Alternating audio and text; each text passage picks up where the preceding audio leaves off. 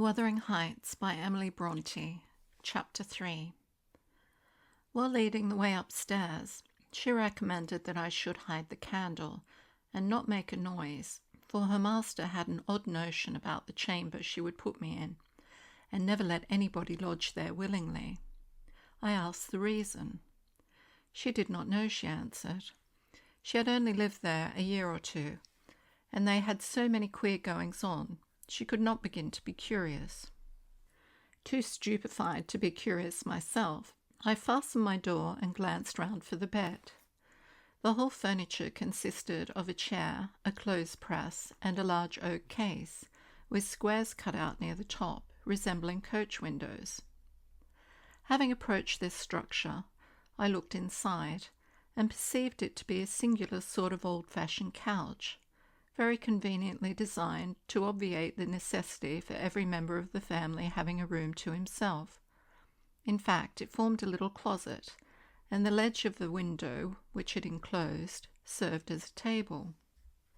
I slid back the panelled sides, got in with my light, pulled them together again, and felt secure against the vigilance of Heathcliff and everyone else. The ledge, where I placed my candle, had a few mildewed books piled up in one corner, and it was covered with writing scratched on the paint. This writing, however, was nothing but a name repeated in all kinds of characters, large and small. Catherine Earnshaw, here and there varied to Catherine Heathcliff, and then again to Catherine Linton.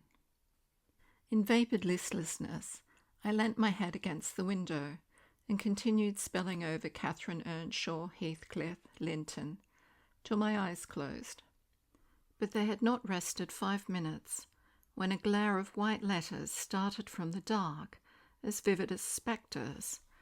The air swarmed with Catherines, and rousing myself to dispel the obtrusive name, I discovered my candlewick reclining on one of the antique volumes, and perfuming the place with an odour of roasted calfskin.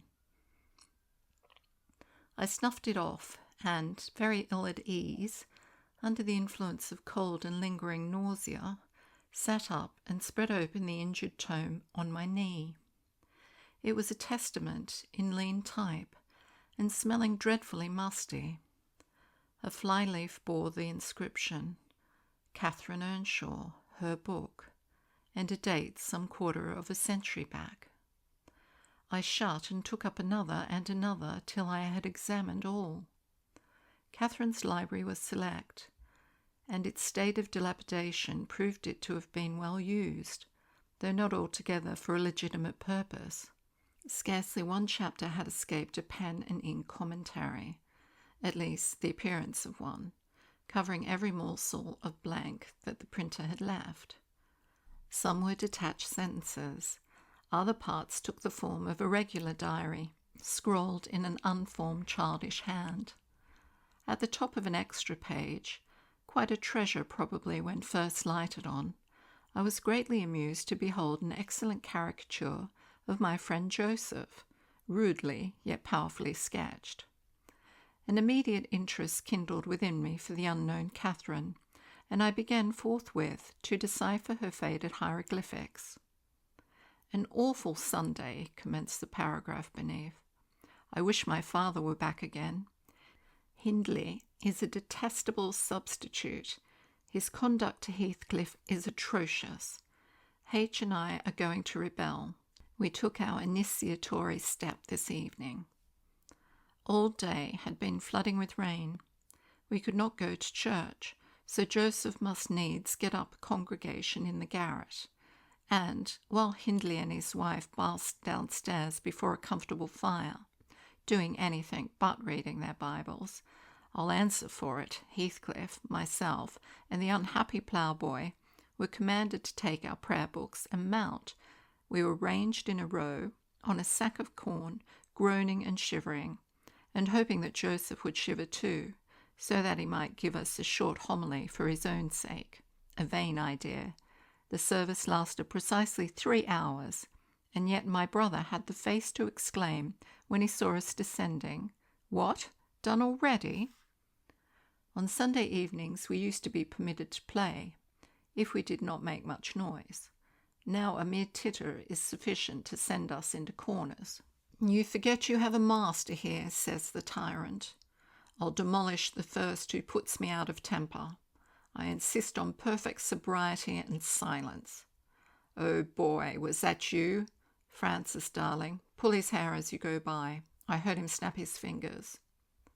Francis pulled his hair heartily, and then went and seated herself on her husband's knee, and there they were, like two babies, kissing and talking nonsense by the hour. Foolish palaver that we should be ashamed of. We made ourselves as snug as our means allowed in the arch of the dresser.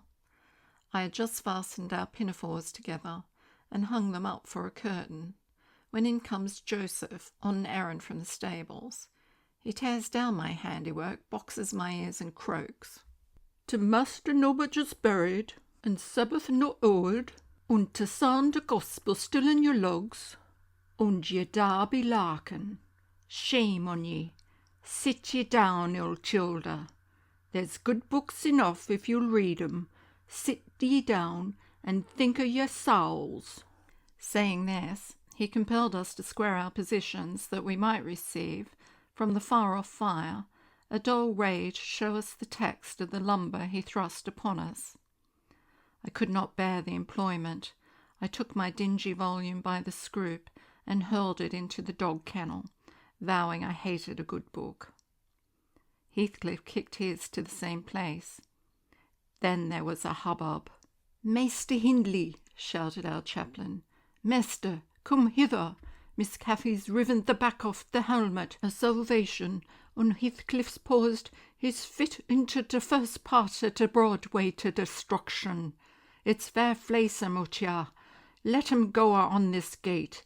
Oich, the old man would have laced him properly, but he's gone." Hindley hurried up from his paradise on the hearth, and seizing one of us by the collar and the other by the arm, hurled both into the back kitchen, where, Joseph asseverated, old Nick would fetch us as sure as we were living, and so, comforted, we each sought a separate nook to await his advent.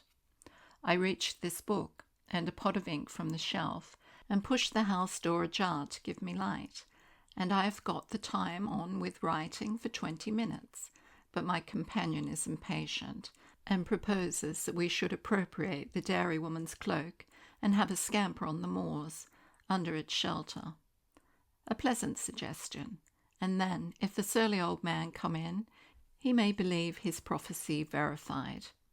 We cannot be damper or colder in the rain than we are here. I suppose Catherine fulfilled her project, for the next sentence took up another subject. She waxed lachrymose. "How little did I dream that Hindley would ever make me cry so," she wrote. "My head aches till I cannot keep it on the pillow, and still I can't give over. Poor Heathcliff! Hindley calls him a vagabond, and won't let him sit with us, nor eat with us any more, and, he says, he and I must not play together, and threatens to turn him out of the house if we break his orders.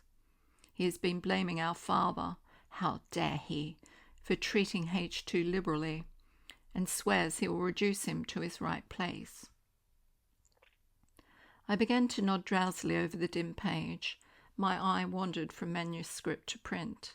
I saw a red ornamented title, 70 times 7, and the first of the 71st.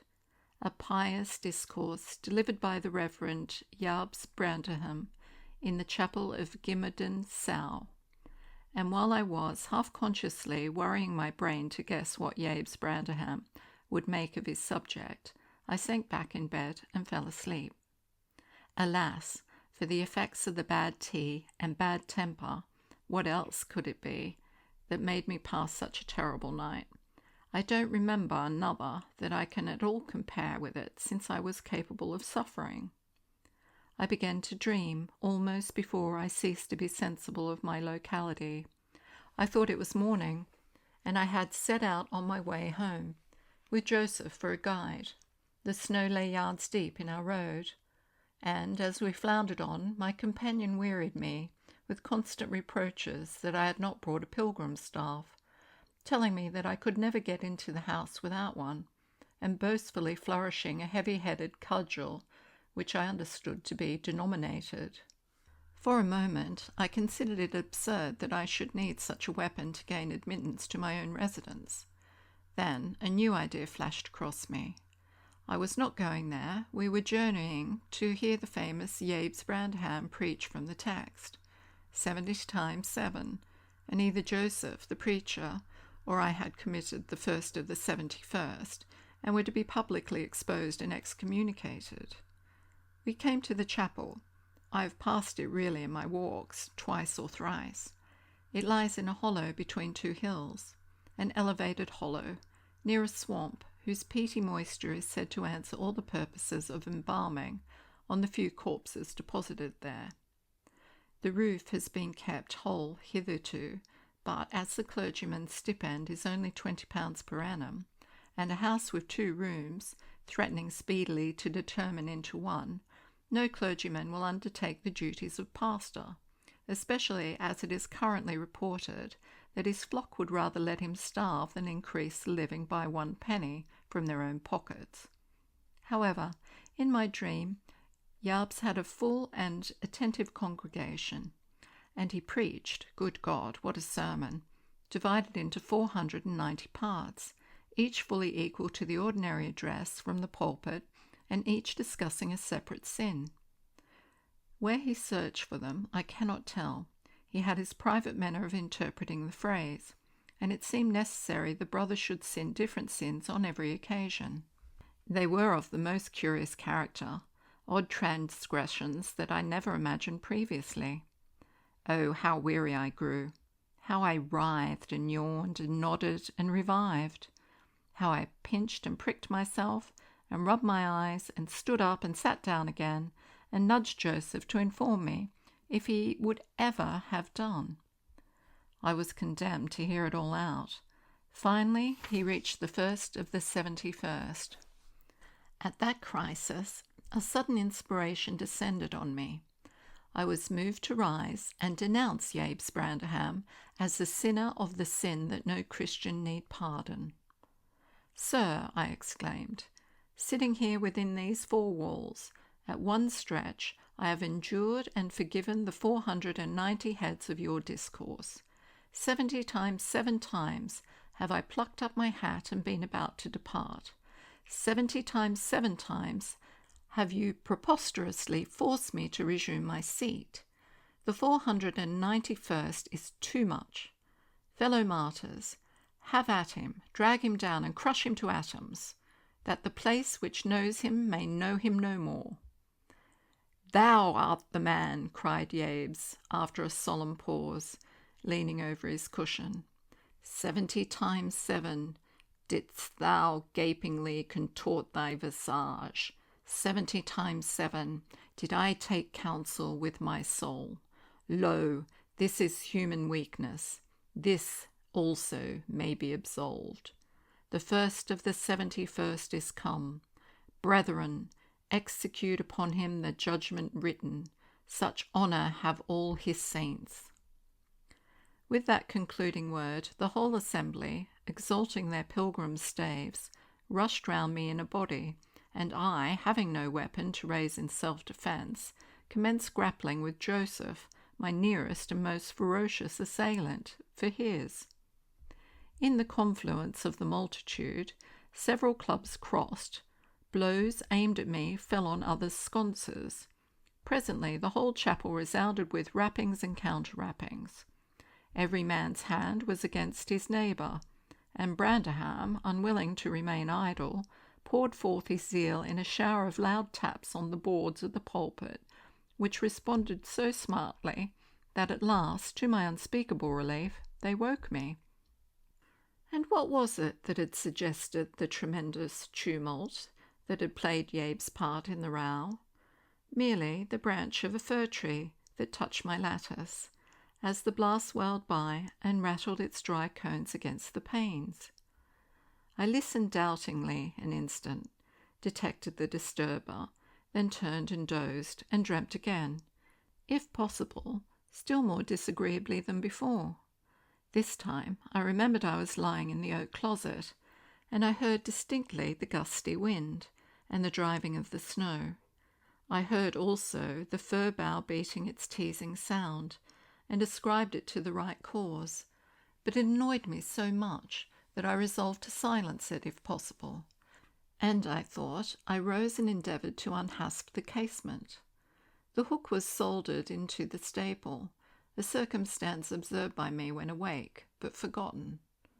"I must stop it nevertheless," I muttered, knocking my knuckles through the glass and stretching an arm out to seize the importunate branch, instead of which my fingers closed on the fingers of a little ice-cold hand. The intense horror of nightmare came over me. I tried to draw back my arm, but the hand clung to it, and a most melancholy voice sobbed, "Let me in, let me in." "Who are you?" I asked, struggling, meanwhile, to disengage myself. "Catherine Linton," it replied shiveringly. Why did I think of Linton? I had read Earnshaw 20 times for Linton. "I'm come home. I've lost my way on the moor." As it spoke, I discerned obscurely a child's face looking through the window. Terror made me cruel, and, finding it useless to attempt shaking the creature off, I pulled its wrist onto the broken pane and rubbed it to and fro till the blood ran down and soaked the bedclothes. Still it wailed, "Let me in," and maintained its tenacious grip, almost maddening me with fear. "How can I?" said at length. "Let me go if you want me to let you in." The fingers relaxed. I snatched mine through the hole, hurriedly piled the books up in a pyramid against it, and stopped my ears to exclude the lamentable prayer. I seemed to keep them closed above a quarter of an hour, yet, the instant I listened again, there was the doleful cry moaning on. "Begone," I shouted. "I'll never let you in, not if you beg for 20 years. "It's 20 years, mourned the voice. 20 years I've been a waif for 20 years. Thereat began a feeble scratching outside, and the pile of books moved as if thrust forward. I tried to jump up, but could not stir a limb, and so yelled aloud in a frenzy of fright. To my confusion, I discovered the yell was not ideal. Hasty footsteps approached my chamber door. Somebody pushed it open with a vigorous hand, and a light glimmered through the squares at the top of the bed. I sat shuddering yet, and wiping the perspiration from my forehead. The intruder appeared to hesitate and muttered to himself. At last he said in a half-whisper, plainly not expecting an answer, "Is anyone here?" I considered it best to confess my presence, for I knew Heathcliff's accents and feared he might search further if I kept quiet. With this intention, I turned and opened the panels. I shall not soon forget the effect my action produced. Heathcliff stood near the entrance, in his shirt and trousers, with a candle dripping over his fingers, and his face as white as the wall behind him. The first creak of the oak startled him like an electric shock. The light leapt from his hold to a distance of some feet, and his agitation was so extreme that he could hardly pick it up.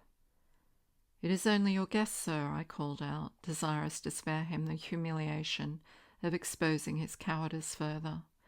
"I had the misfortune to scream in my sleep, owing to a frightful nightmare. I'm sorry I disturbed you." "Oh, God confound you, Mr. Lockwood. I wish you were at the—" commenced my host, setting the candle on the chair, because he found it impossible to hold it steady. "And who showed you up to this room?" he continued, crushing his nails into his palms and grinding his teeth to subdue the maxillary convulsions. "Who was it? I've got a good mind to turn them out of the house this moment." "It was your servant Zillah," I replied, flinging myself onto the floor and rapidly resuming my garments. "I should not care if you did, Mr. Heathcliff. She richly deserved it. I suppose that she wanted to get another proof that the place was haunted, at my expense. Well, it is, swarming with ghosts and goblins. You have reason in shutting it up, I assure you. No one will thank you for a dose in such a den." "What do you mean?" asked Heathcliff. And what are you doing? Lie down and finish out the night, since you are here. But for heaven's sake, don't repeat that horrid noise. Nothing could excuse it, unless you were having your throat cut. If the little fiend had got in at the window, she probably would have strangled me, I returned. I'm not going to endure the persecutions of your hospitable ancestors again. Was not the Reverend Yabes Branderham akin to you on the mother's side? And that minx, Catherine Linton or Earnshaw, or however she was called, she must have been a changeling, wicked little soul. She told me she had been walking the earth these 20 years. A just punishment for her mortal transgressions, I've no doubt. Scarcely were these words uttered when I recollected the association of Heathcliff's with Catherine's name in the book, which had completely slipped from my memory till thus awakened. I blushed at my inconsideration, but without showing further consciousness of the offence, I hastened to add, "The truth is, sir, I passed the first part of the night—" Here I stopped afresh. I was about to say pursuing these old volumes.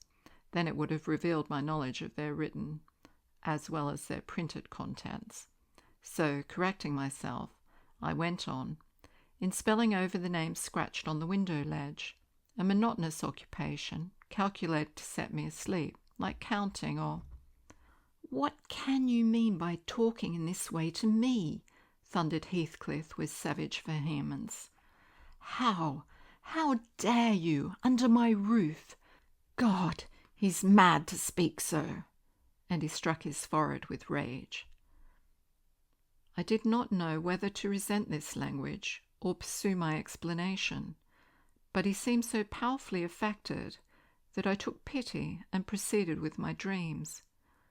Affirming I had never heard the appellation of Catherine Linton before, but reading it often overproduced an impression which personified itself when I had no longer my imagination under control.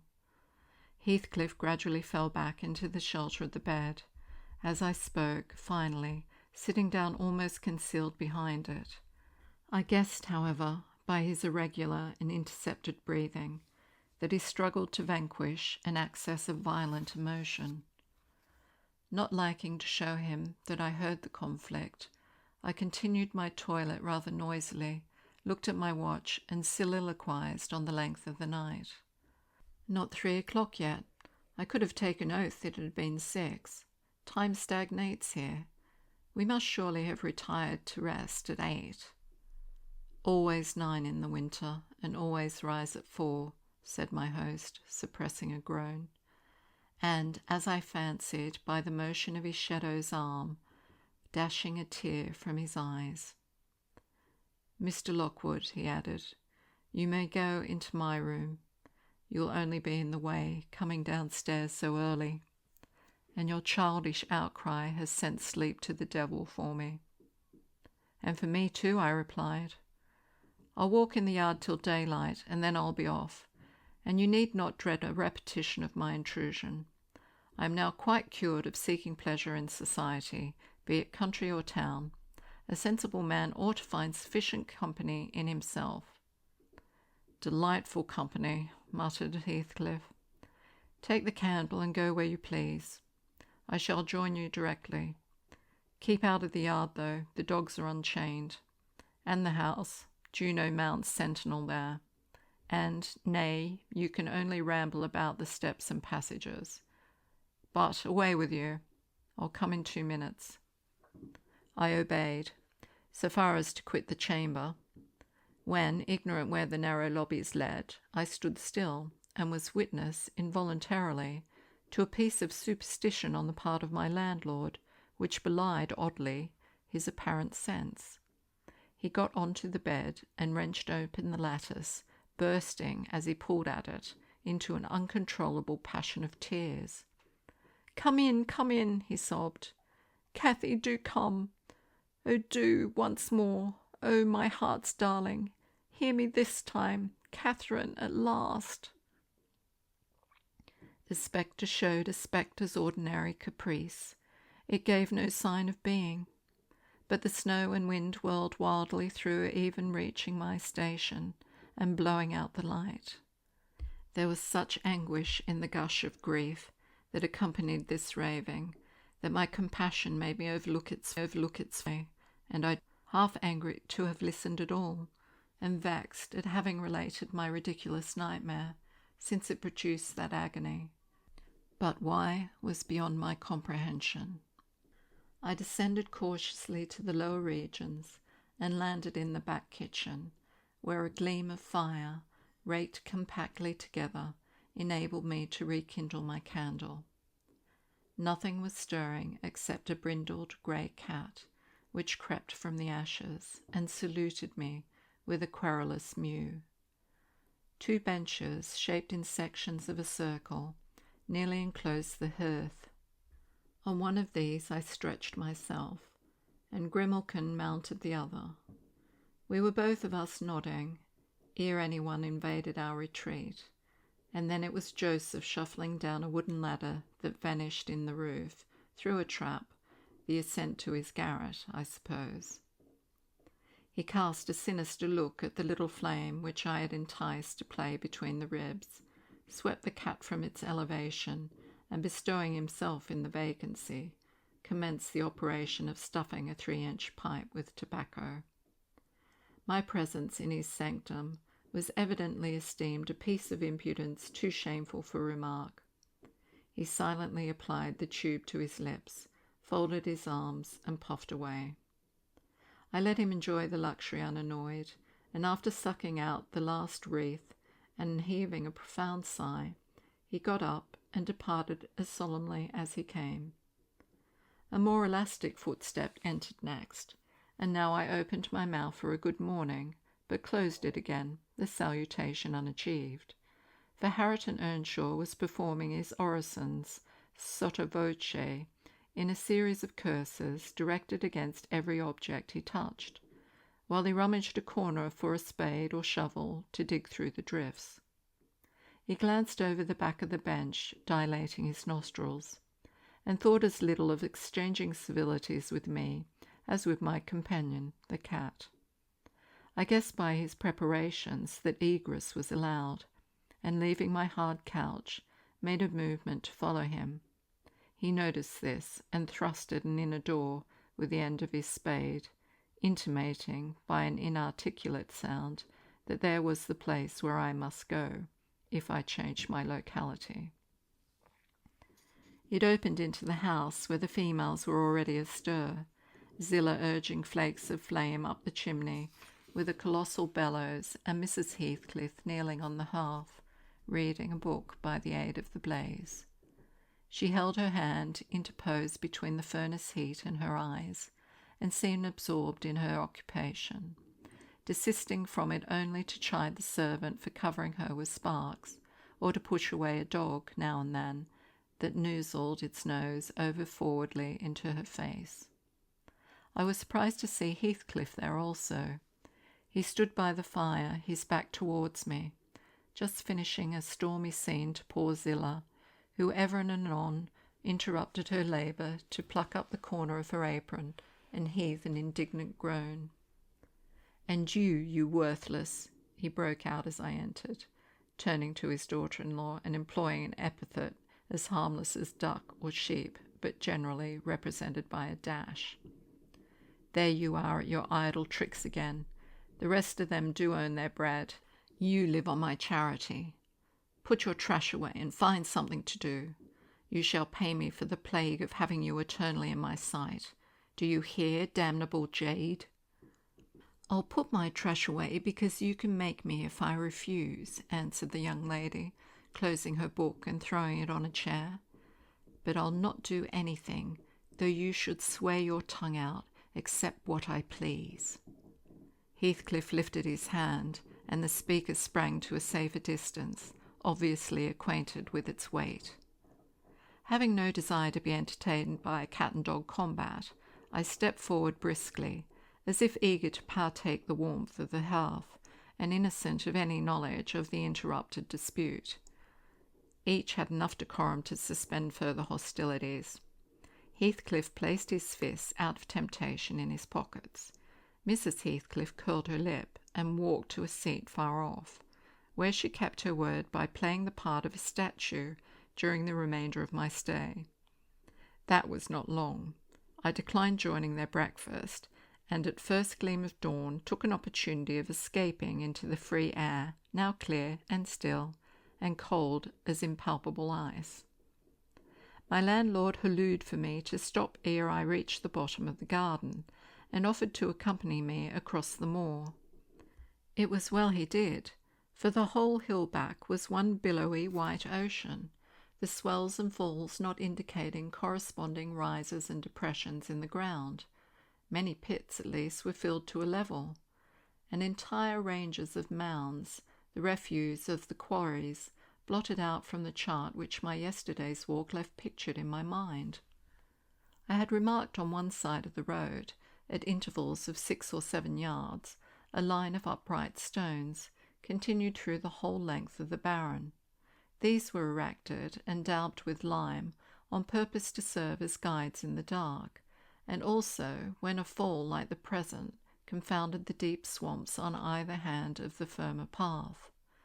But excepting a dirty dot pointing up here and there, all traces of their existence had vanished, and my companion found it necessary to warn me frequently to steer to the right or left when I imagined I was following correctly the windings of the road.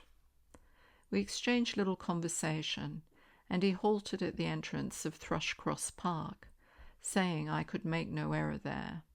Our adieux were limited to a hasty bow, and then I pushed forward, trusting to my own resources, for the porter's lodge is untenanted as yet. The distance from the gate to the Grange is 2 miles. I believe I managed to make it 4, what with losing myself among the trees, and sinking up to the neck in snow, a predicament which only those who have experienced it can appreciate. At any rate, whatever were my wanderings, the clock chimed 12 as I entered the house, and that gave exactly an hour for every mile of the usual way from Wuthering Heights. My human fixture and her satellites rushed to welcome me, exclaiming tumultuously they had completely given me up. Everybody conjectured that I perished last night, and they were wondering how they must set about the search for my remains. I bid them be quiet, now that they saw me returned, and benumbed to my very heart, I dragged upstairs, whence, after putting on dry clothes and pacing to and fro 30 or 40 minutes to restore the animal heat, I am adjourned to my study, feeble as a kitten, almost too much so to enjoy the cheerful fire and smoking coffee which the servant has prepared for my refreshment.